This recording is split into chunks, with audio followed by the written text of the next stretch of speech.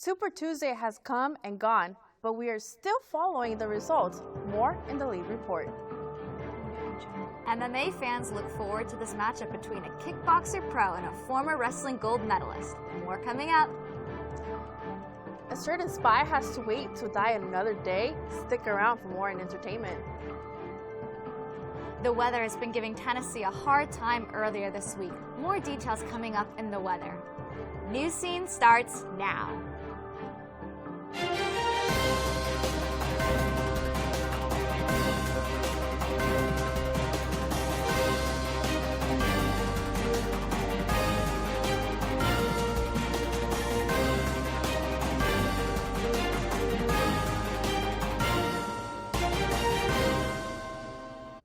Welcome to this week's edition of Newscene, and happy International Women's Day to all of you watching. We will have a recap of Super Tuesday and the latest results. My name is Vicky Pineda. And I'm Noelle Mortensen. A lot has happened since Super Tuesday, and Ben has the latest. Thank you, Vicky and Noelle. The last of the results are trickling in from Super Tuesday, and Senator Bernie Sanders took the big win for California. But it was Joe Biden who was the big winner, taking 10 of the day's 14 states. It didn't hurt that the former vice president collected endorsements from several former candidates just hours before the election. Another factor that helped Biden was the black vote. Biden won several southern states with large majorities of African Americans. He also had 60% of black voter support in Texas, while Sanders only had 17% from the same group. It is Biden's biggest win of the election season so far. In the days since, billionaire businessman Mike Bloomberg and Senator Elizabeth Warren dropped out. Bloomberg endorsed Biden right away, but Warren is deciding to hold off on a decision, saying that she needs time and space to think. Not today. Not today. I need some space around this, and want to take a little time to think a little more. I've been spending a lot of time right now on the question of suspending and also making sure that this works as best we can for our staff, for our team, for our volunteers. Primary elections will continue until June of this year, preparing everyone for the general election. When Bernie Sanders was asked about how he felt if Joe Biden took the win, he responded by saying that he would support him because they are friends. So let me once again say that Joe Biden is a friend of mine. And if Joe wins the nomination, I will be there for him, and I'm confident that if I win the nomination, Joe will be there for me. And that's true. I think I speak for all of the Democratic candidates. We will continue to inform you with any changes. Now that's all from me tonight. Back to you at the desk. With a long list of candidates competing in the 53rd Congressional District, voters have given Democrat Sarah Jacobs the nod.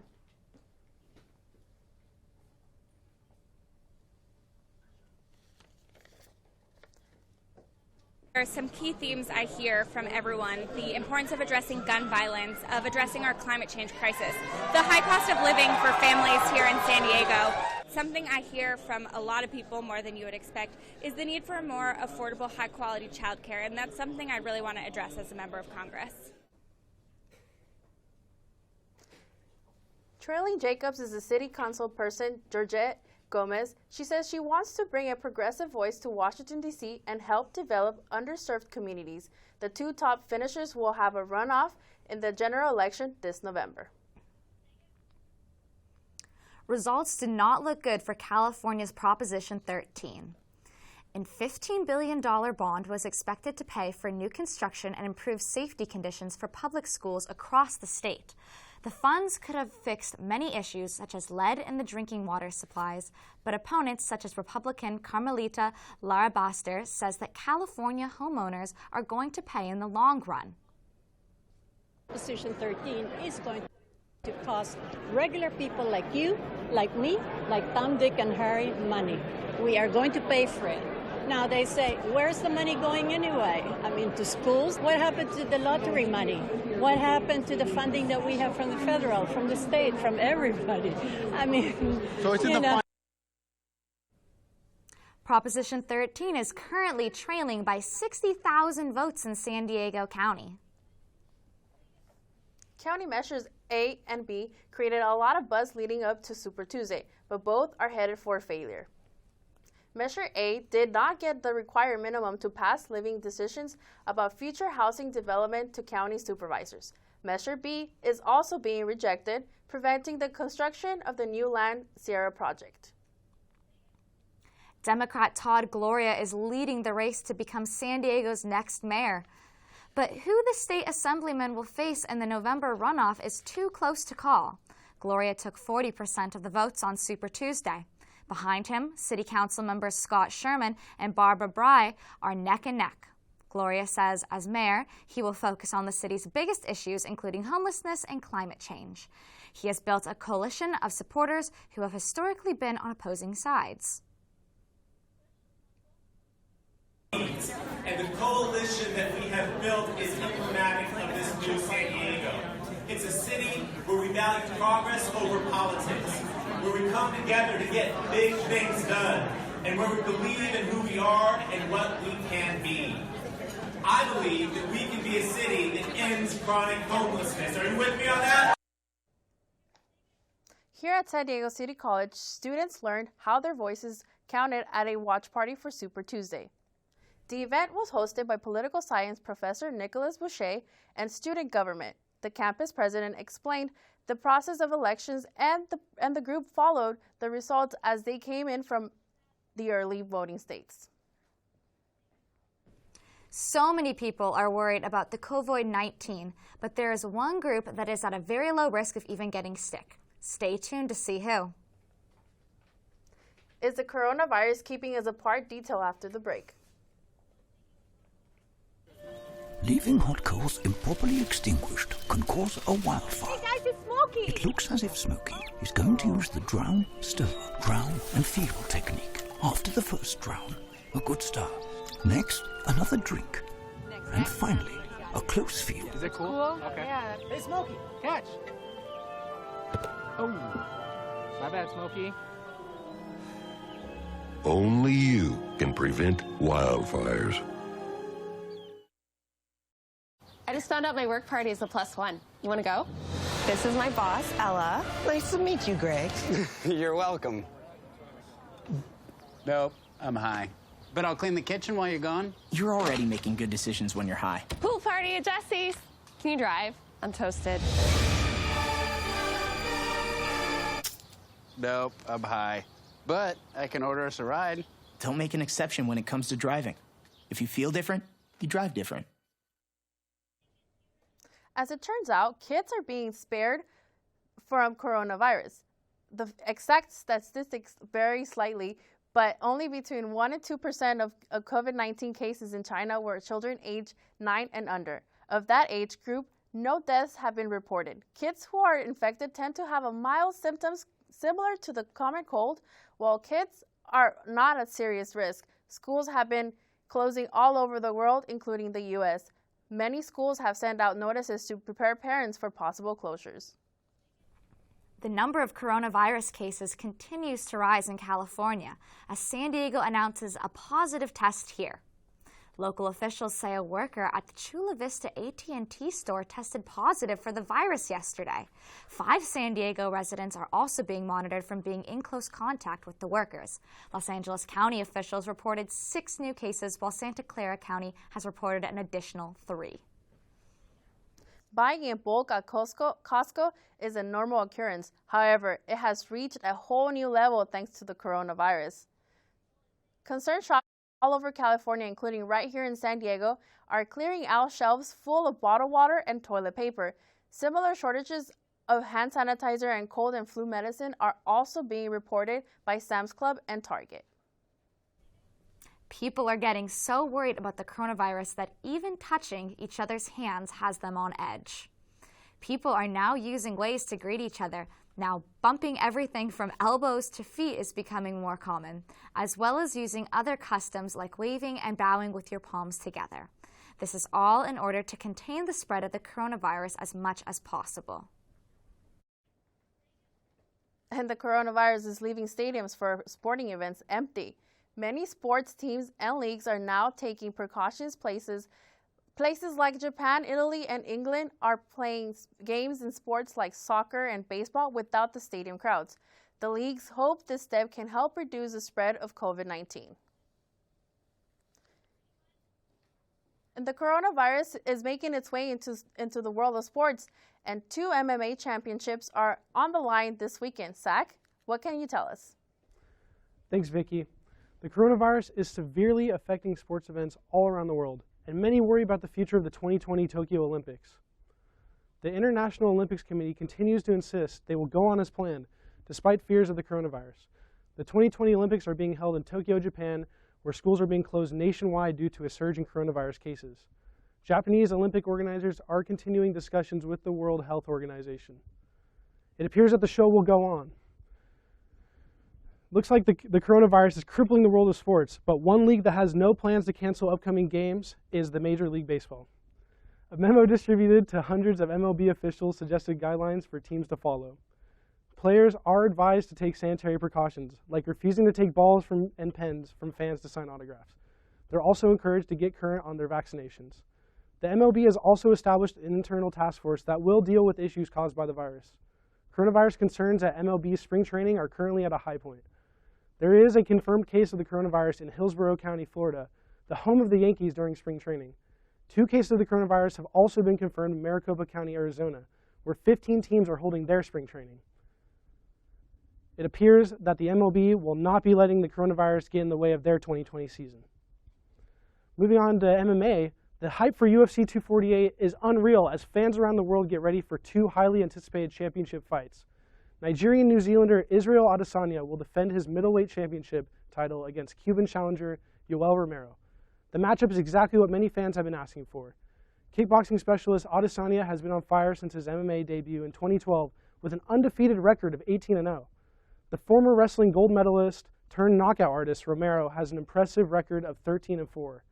Zhang Weili, the first Chinese champion in UFC history, will defend her strawweight title. She's set to face Polish former champion Joanna Jędrzejczyk. Tensions are high between these 2 fighters, as Jędrzejczyk recently posted a photo on her Instagram that made light of the coronavirus outbreak currently crippling Weili's country. This will be quite the clash, with champion Weili boasting a 20-1 record. Contender and former champion Jędrzejczyk sports a 16-3 record. These fighters will collide, and 2 championship belts will be on the line tomorrow at the T-Mobile Arena in Las Vegas. Fans at home can watch the fights exclusively on ESPN Plus starting at 3:15 p.m. Western Time. Moving on to basketball, where retired power forward Tim Duncan has returned to the spotlight for the San Antonio Spurs. Duncan has won his first game as head coach of the team he played for in 19 years. Duncan was hired as an assistant coach last July, but on Tuesday, Duncan had even bigger shoes to fill, filling in for head coach Greg Popovich. Popovich missed Tuesday's game against the Hornets to attend to personal matters. Tim Duncan stepped in for Popovich and went on to lead his team to a close 104-103 win over the Hornets. Many fans were thrilled to see their favorite superstar leading his team once again on the court, but some were disappointed that Duncan was picked over 6-year assistant coach Becky Hammond, the first full-time female assistant coach in NBA history. Duncan says he has no intention of taking over as head coach permanently. Popovich will return for Friday night's game in Brooklyn. That's all for sports. Back to you at the desk. Apple's giving money back to old iPhone users. Find out why after the break. Have you heard of the Festival of Plays at City College? Stick around to hear more.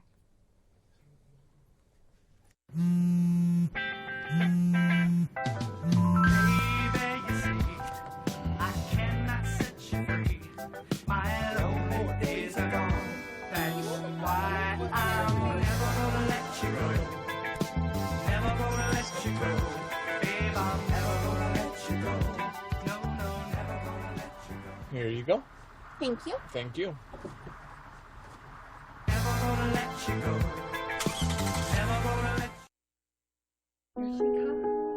I, Kristen, take you, Jamie, to be my wife. When we found out that we were pregnant, we were just elated. We were just sitting there waiting for the pediatrician. She said she won't be taking you in as a client.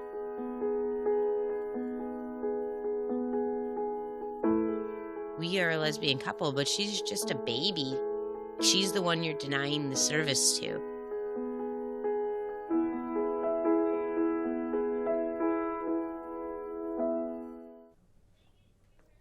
Does your old iPhone keep losing power? Apple might make it up to you with the check for $25. The company is accused of slowing down its older models through software updates.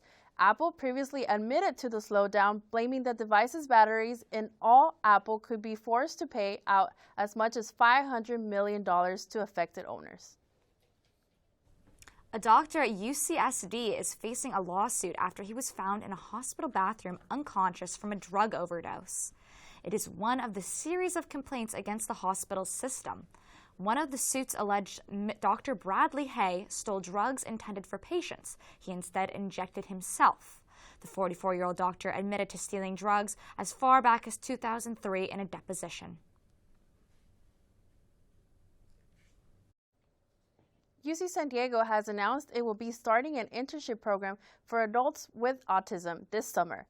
The program, called PONG, will be an 8-week internship that mixes digital art and science to develop interactive video games and tools. UCSD is seeking 25 adults who will receive experience after taking part in the internship. The deadline to apply is March 15. Calling all San Diego high school students, the Metropolitan Transit System is holding its annual Laptop Scholarship Essay Contest. Any high school student in San Diego County can write an essay about their vision of public transportation, and the top 40 essays will receive a laptop. The due date to submit is April 10th. And it's action here in San Diego City College for the 5th annual Festival of New Plays. The festival showcased 7 one-act plays with unique stories, mostly written and performed by students. Some of them share personal experiences and others are inspired by imagination. The festival will continue this weekend throughout March 14th at the Black Box Theater. Now over to Ben with entertainment. What have you got for us? Thanks, Noelle and Vicky. Now, if you're a gamer, you're going to want to pay attention. The popular software and video game development company Valve has big news. It has released footage of its new first game in nearly a decade. Half-Life Alyx is the first title in the Half-Life series since 2007. The new entry is VR exclusive and will take full advantage of Valve's new game engine, Source 2. The game's popularity has already gotten so big, fans are saying it will bring VR to the mainstream. Half-Life Alyx is scheduled for release March 23rd. 007 fans have been left shaken but not stirred by the delay of the upcoming film, No Time to Die. The 25th film in the franchise has been postponed from its original release date in April to November. The decision comes as theaters are closing in countries such as France, Japan, and Italy during the coronavirus. The upcoming film will star Daniel Craig in his final appearance as Bond. Despite the delay, though, he will promote the film tomorrow night on Saturday Night Live. Next up, the latest in Love. With a few spoilers thrown in for good measure, the Love is Blind reunion episode is now out. Fans have been waiting to find out if love conquered lust in the now-hit show on Netflix. The show is a hit because contestants are actually falling in love and getting married. The contestants are put in separate pods, unable to meet face-to-face. Some of the contestants are still together long after the show stopped taping. Next up, Judge Judy. The popular CBS courtroom show is hanging up its gavel after 25 years. Judge Judy Schindlin says she isn't walking away from the small screen forever. The TV host is starting a new show called Judy Justice. The new show's release date is currently unknown, but fans don't have to wait. CBS will be airing plenty of reruns for fans who can't get enough of Judy's honest form of justice. We're wishing her the very best. Finally, singing superstar Katy Perry recently released her newest music video, and in it, she revealed something rather unexpected. Perry's been hiding a pregnancy from her fans. That's right, she and her fiancé, Orlando Bloom, are having a child. Perry revealed to the news at the end of her most recently released music video, showing off a profile of her baby bump. She later went on Twitter expressing relief that she didn't need to keep the secret anymore. Now that's all I have for today. Now back to you guys at the desk. The home of the country music is recovering from a series of tornadoes. Details after the break. What to expect when you're expecting. Like here. A teenager. Today, I'm going to show you how to teen-proof your home. First step, hide the car keys. Preferably somewhere they would never look. Challenges will come up. Be ready for them. Hi, honey. Ready for the... Mom, You don't use mannequins in the mannequin challenge. You don't have to know it all to be a perfect parent. Thousands of teens in foster care will love you just the same. A Dog's Way Home is the story of the extraordinary lengths a dog will go to in order to get back to their family. Every year, millions of dogs and cats end up in shelters and rescue groups. We found our Bella at a shelter in Tennessee. When you adopt a shelter pet, you discover they're all pure love. Adopt pure love and help a shelter pet find their way home at theshelterpetproject.org. Leaving hot coals improperly extinguished can cause a wildfire. Hey guys, it's Smokey! It looks as if Smokey is going to use the drown, stir, drown, and feel technique. After the first drown, a good start. Next, another drink.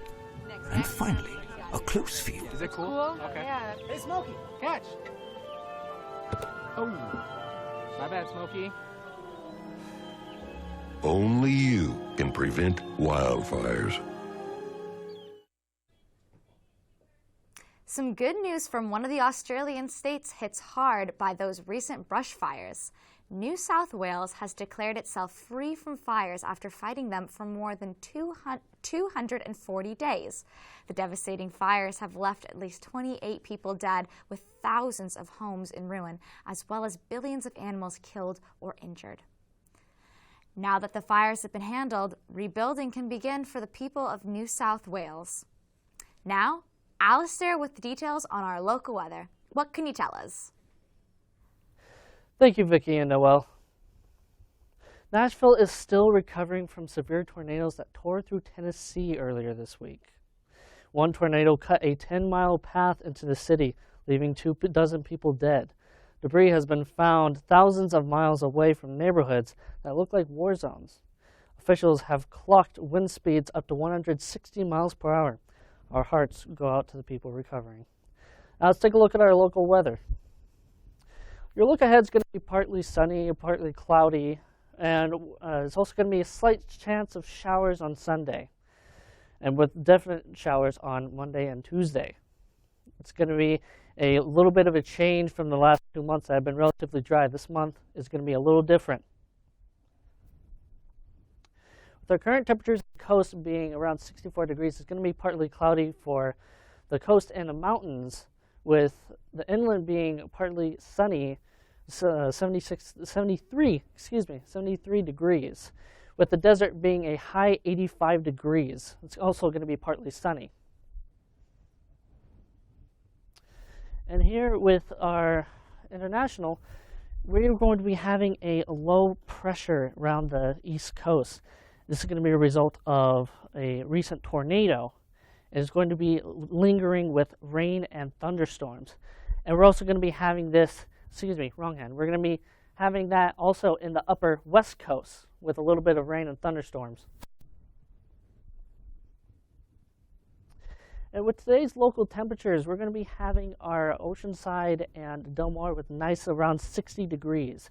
It's going to be like that for most of the coastal regions. And for the closer to inland, we're going to be having roughly 60 degrees, and with the mountains, it's going to be around 71 to low 60s. And with our desert, it's going to be around 74 to 73 degrees. It's going to be a great time for you to put on the sunscreen and go for a nice walk at the beach, or surfboards if you have them.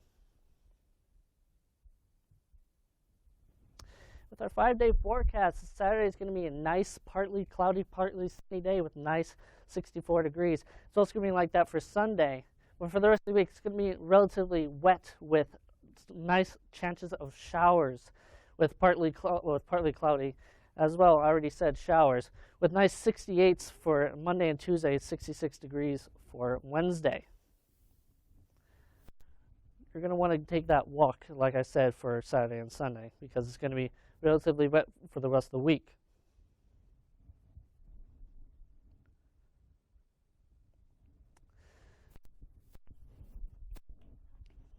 Oh, back to you at the desk.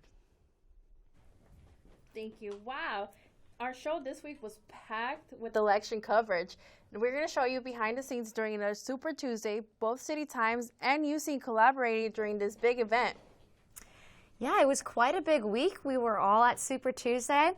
Vicki, I know you were there. Were you doing anything cool? Yeah, I was working. We were working behind when you guys were all reporting. We had a live vlog for the City Times. So, very cool. What did you do? Did you meet anybody special? I did.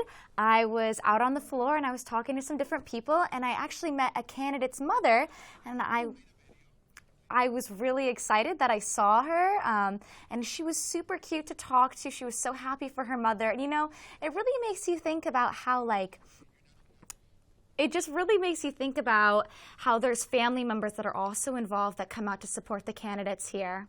Yeah, it's not all about the candidates, also the families and the supporters too. Oh, see, I just saw Vicki in the video over there. And a lot of our staff was out reporting. There's Jesus and Susanna. They were doing some live interviews, and they were doing awesome.